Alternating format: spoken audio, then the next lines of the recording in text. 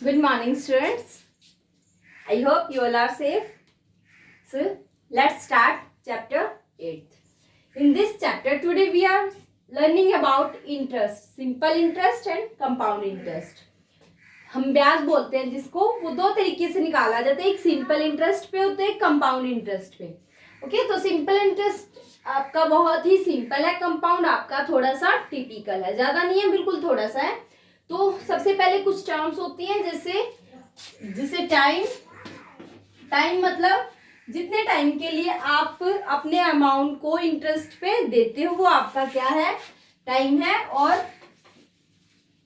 Time rate, सबसे पहले आपका रेट कि आप किस रेट पे इंटरेस्ट को देते हो, और आपका अमाउंट कि आप कितने अमाउंट को इंटरेस्ट पे दे रहे हो, आपका अमाउंट क्या है, जितने आप पैसे देते हो किसी को वो आपका अमाउंट होता है. और जिस रेट पे, जिस ब्याज दर पे आप उसको देते हो कि हम आपके 2%, 3% या आपकी रेट होगी. आपने सुना भी होगा, आपके घर में सिंपल सी लैंग्वेज में कहते हैं 2 रुपए सैकड़ा ब्याज पे पैसे दिया, मीन्स वो रेट है 2 रुपए. 2 रुपए सैकड़ा मतलब 2%. मतलब अगर 100 रुपए दिए हैं तो आपका 2 रुपीज आपका क्या होगा, उस पे ब्याज होगा, इंटरेस्ट होगा. तो ये जो 2%, 2 रुपए सैकड़ा, 5 रुपए सैकड़ा, ये क्या होता है, सैकड़ा का मतलब हमेशा ये परसेंटेज में होती है ना. मैं आपको पहले हमने परसेंटेज इसीलिए सीखा था ताकि चीजें आसान हो जाए. हम अगर 100 में से बात करते हैं तो आसान होता है, इसीलिए हमेशा रेट परसेंटेज में होती है कि अगर हमारा अमाउंट 100 रुपीज है तो ये आपके क्या होगा, रेट इंटरेस्ट होगा आपका 2 रुपीज, 5 रुपीज, 10 रुपीज ऐसी. ओके, सो ये हमेशा परसेंटेज में होती है. नाउ अब हम कितने टाइम के लिए दे रहे हैं, बहुत बार तो टाइम पहले ही बता दिया जाता है कि आपको 2 साल के लिए पैसे दिए जा रहे हैं, आप 2 साल में मेरा अमाउंट विद इंटरेस्ट मेरे को वापस दे दोगे. तो ये तीनों चीजें बहुत ही इंपॉर्टेंट है. इसके बाद निकलता है अपना इंटरेस्ट, और फिर वो 2 तरीके से दिया जाता है. सिंपल इंटरेस्ट, हम पहले सिंपल इंटरेस्ट को समझते हैं. सिंपल इंटरेस्ट आपका होता है कि हमने आज आपको पैसे दिए और आप 5 साल के बाद जितना भी टोटल ब्याज आपका काउंट होता है कि 5 साल तक सेम आपका लगता रहेगा. कि आपने, अब निकालते कैसे हैं सिंपल इंटरेस्ट को, SI से हम डिनोट करते हैं, इज इक्वल टू ये जो अमाउंट है इसको आप प्रिंसिपल भी बोलते हो, प्रिंसिपल. ओके, सो P से आप इसको डिनोट करते हो, इनटू आपकी जो रेट है. अब ये रेट किस में है, परसेंटेज में, तो आपको परसेंटेज हटानी पड़ेगी, डिवाइडेड बाय 100 से, और इनटू आपका टाइम पीरियड जो ईयरली होता है. अब किसी ने कहा 5 साल के लिए, तो आपका ज्यादातर हम क्या करते हैं, हमारे गांव में हम हमेशा सिंपल इंटरेस्ट पे पैसे देते हैं, मैक्सिमम सिंपल इंटरेस्ट पे देते हैं. लेकिन आजकल कंपाउंड इंटरेस्ट पे पैसे देने लग गए हैं. पहले हम सिंपल इंटरेस्ट यूज करते थे कि आपका सिंपली टोटल 2 साल के लिए, 3 साल के लिए जो आपने पैसे दिए हैं वो 2-3 साल के लिए कंप्लीट आपका ब्याज लगेगा, आपको ब्याज देना नहीं होगा. आप लास्ट में 4 साल बाद या 5 साल बाद जितने साल के लिए आपने पैसे दिए हैं आप अपना अमाउंट विद इंटरेस्ट उनको वापस कर दोगे. लेकिन कंपाउंड इंटरेस्ट में ऐसा नहीं होता. ये आपको बताया जाता है कि हम आपको 1 साल में कंपाउंड इंटरेस्ट से लेंगे, मतलब 1 साल के बाद आपको ब्याज वापस देना होगा. अगर आप ब्याज नहीं दोगे तो जो वो ब्याज है, इंटरेस्ट है आपका, वो वापस से अमाउंट में ऐड हो जाएगा और अमाउंट आपका बढ़ जाएगा. इसके बारे में बात करते हैं. ये आपका सिंपल इंटरेस्ट का फॉर्मूला है, P into R into T divided by 100. आपको रटने की जरूरत नहीं है, ये आपका इंटरेस्ट आता है. उसके बाद हमें क्या निकालना होता है, ये आपका इंटरेस्ट है. लेकिन अगर अमाउंट निकालेंगे लास्ट में कि हमारा कितना अमाउंट आया, तो वो क्या होगा, हम जो हमारा प्रिंसिपल था उसमें क्या ऐड कर देंगे, अपना इंटरेस्ट. क्योंकि जो पैसे हमने दिए थे उसमें अपना इंटरेस्ट ऐड कर देंगे, तो ये वाले पैसे आपको वापस देने हैं. ओके, तो ये आपका सिंपल सा था, सिंपल इंटरेस्ट. कंपाउंड इंटरेस्ट आपका मेन टॉपिक है. कंपाउंड इंटरेस्ट के बारे में बात करते हैं. कंपाउंड इंटरेस्ट आपको बताया जाता है कि आप पैसे एनुअली ले रहे हो, हाफ ईयरली ले रहे हो, क्वार्टरली ले रहे हो, कैसे, मतलब जितने टाइम के बाद आपको वो पैसे, उनका ब्याज या इंटरेस्ट आपको वापस देना होगा. या फिर अगर आपने नहीं दिए, अब किसी ने आपको 100 रुपए दिए, ठीक है, 2% उस पे रेट था और उसने कहा कि आप 1 साल के अंदर मेरे को पैसे वापस दे दोगे या तो नहीं तो फिर मैं कंपाउंड इंटरेस्ट पे आपको पैसे दे रहा हूँ।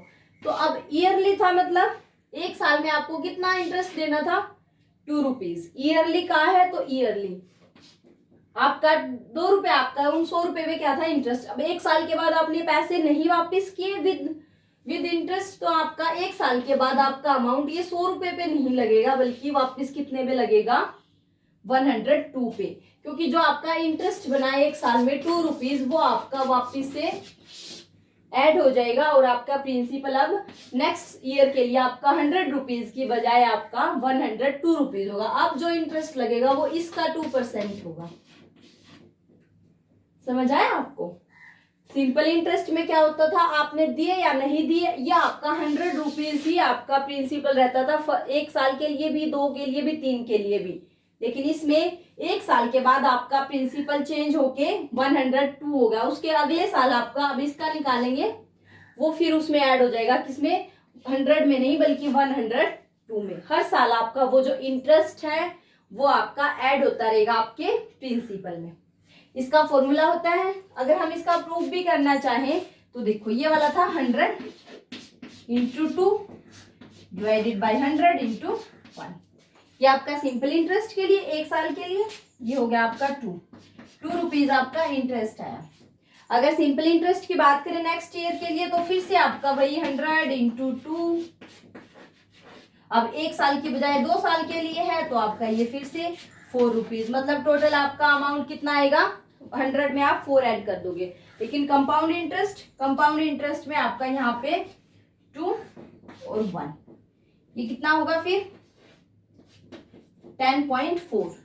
अब ये 10.4 आपका क्या आया, अगले साल के लिए इंटरेस्ट, तो हम अगले साल के लिए कितना आया आपका, इसमें हम ये 10.4 ऐड करेंगे और ये कितना हो जाएगा 112.4।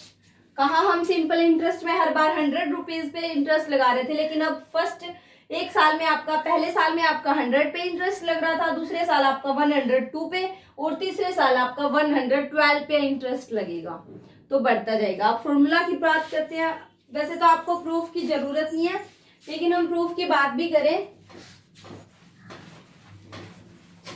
प्रूफ की आपको कोई नीड नहीं है, लेकिन फिर भी प्रूफ में जब आप देखोगे तो देखो ये होता है P into R into T divided by 100, ये आपका सिंपल इंटरेस्ट आता है, ठीक है। और नेक्स्ट ईयर जब हमें लगाना है, हम इस पे फिर दोबारा से आपका क्या हो जाएगा, जो अमाउंट होगा वो क्या होगा, A प्लस P, जो पहले जो आपका प्रिंसिपल था उसमें आप इंटरेस्ट ऐड कर रहे हो, P into R into T divided by 100, ये आपका अमाउंट आ गया, क्योंकि ये आपका इंटरेस्ट था वो वापस से प्रिंसिपल में ऐड हो जाता है। 1 साल के बाद जब आप इंटरेस्ट देते हो, जितने भी टाइम के बाद वो इंटरेस्ट आपका ऐड होता है, वही आपको वापस देने होते हैं, जो पैसे लिए हैं वो भी और जो आपका इंटरेस्ट बना है वो भी, तो ये आपका अमाउंट आ गया। अब दो कंपाउंड इंटरेस्ट में इसमें फिर से लगेगा। अब यहाँ से P आप कॉमन निकालो bye distributive property, P common निकालेंगे, यहाँ 1 यहाँ R, ठीक है। अब आपको इस पे फिर से आपको इंटरेस्ट लगाना है, कितना होगा वो P into 1 plus RT divided by 100, ये अब आपका पूरा प्रिंसिपल का काम करेगा, इस पे आप लगाओ, क्योंकि नेक्स्ट ईयर के लिए जो आपका अमाउंट था वो ये आपका फिर से प्रिंसिपल, अब principal into rate into time divided by 100, okay. यहाँ फिर देखो आप 1 प्लस RT बाई 100 यहाँ है और एक यहाँ है, फिर से क्या हुआ आपका ऐड हो गया। अब इसमें से क्या कॉमन निकाल सकते हो, ये तो आपका कॉमन है ही P, ये देखो ये क्या हुआ RT बाई 100 प्लस इसकी मल्टीप्लाई इसके साथ bye distributive property, it is B it is C और ये A, तो A into B plus B into C, so RT divided by 100 की पावर 2, ठीक है। जब आप फिर से निकालोगे तो इसकी पावर फिर से क्या हो जाएगी 3, तो आपका ऐसे चलते हुए क्या बनेगा, ये बनेगा आपका कंपाउंड इंटरेस्ट से जो अमाउंट है वो क्या बनेगा, P into 1 plus R divided by 100 into इस पूरे की पावर आपकी T। क्योंकि जब हम यहाँ पे देखो दूसरे फर्स्ट एक साल के लिए जब किया तो यहाँ पावर 1 है, जब दूसरे साल के लिए करेंगे तो पावर 2 हो रही है, तीसरे साल के लिए पावर 3 होगी। तो जितना आपका टाइम है वो आपकी इस पूरे की पावर इंक्रीज होती रहेगी। ये आपका कंपाउंड इंटरेस्ट का फॉर्मूला है। इसमें एक बहुत ही स्पेशल बात होती है बच्चों, ये कब है, जब आपकी जो रेट है वो ईयरली है।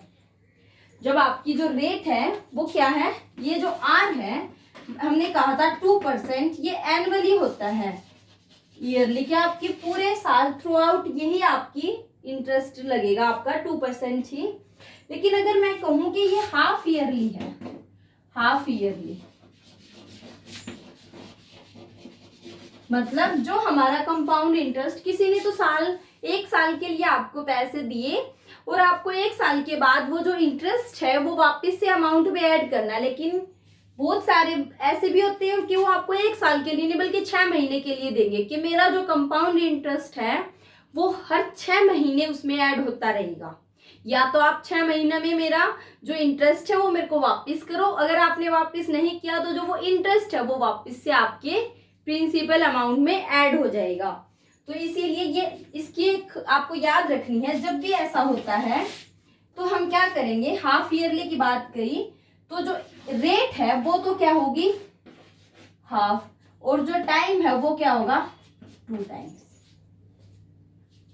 किसी ने कहा कि साल में मैं 2 बार इंटरेस्ट, 2 बार अपनी जो रेट है वो हाफ ईयरली का मतलब तो यही है 6 महीने बाद फिर 6 महीने बाद, तो साल में 2 हुए, तो इसका तो हमने आधा किया, इसका दुगना। अगर कोई कहे कि मैं क्वार्टरली दे रहा हूं,